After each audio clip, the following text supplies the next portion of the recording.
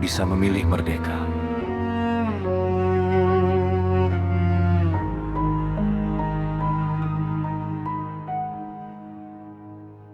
Kalimat itu terdengar provokatif. Bahkan bagi banyak orang, nyaris mustahil. Tapi pada tahun-tahun awal kemerdekaan Indonesia, itulah kenyataan yang jarang dibicarakan.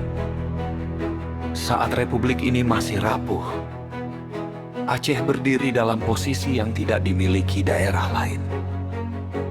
Wilayahnya relatif aman dari pendudukan Belanda.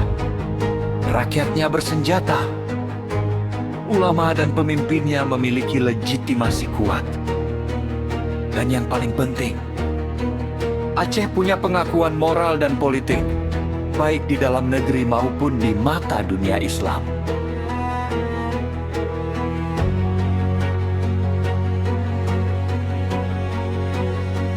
Jika Aceh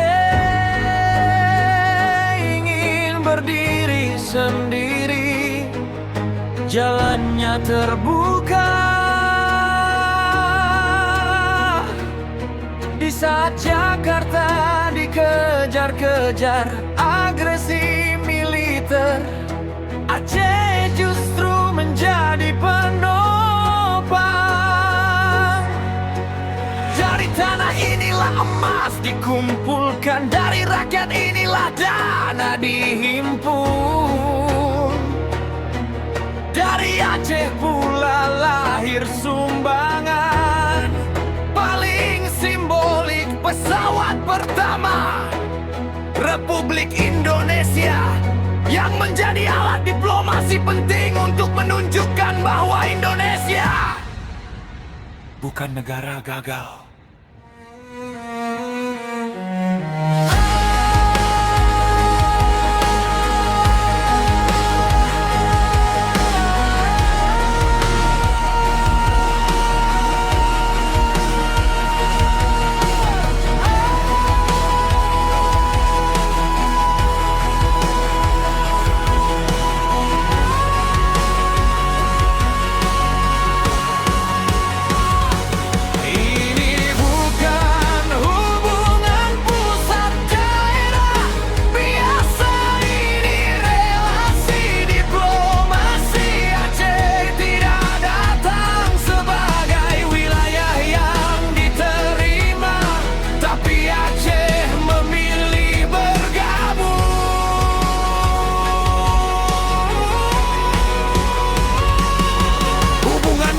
Republik lebih menyerupai perundingan antar mitra.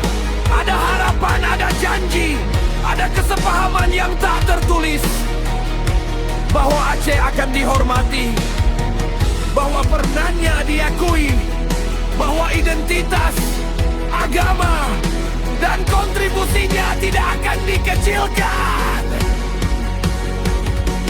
Namun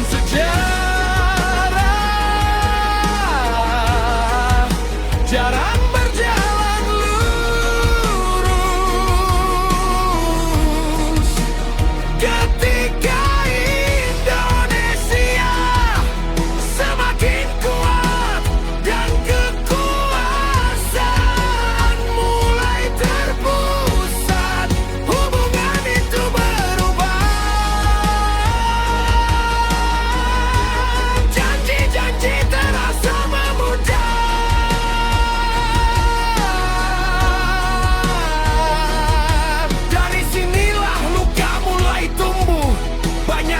Kemudian bertanya, mengapa Aceh tidak memisahkan diri sejak awal?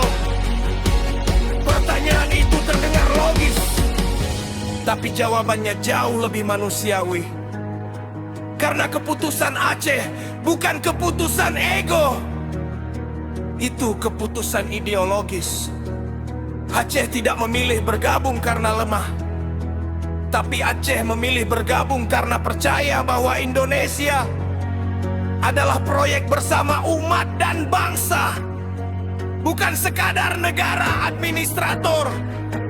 Aceh melihat republik ini sebagai amanah sejarah, bukan peluang kekuasaan. Dan inilah twist yang jarang disadari. Aceh Aceh bukan daerah yang kehilangan kemerdekaan.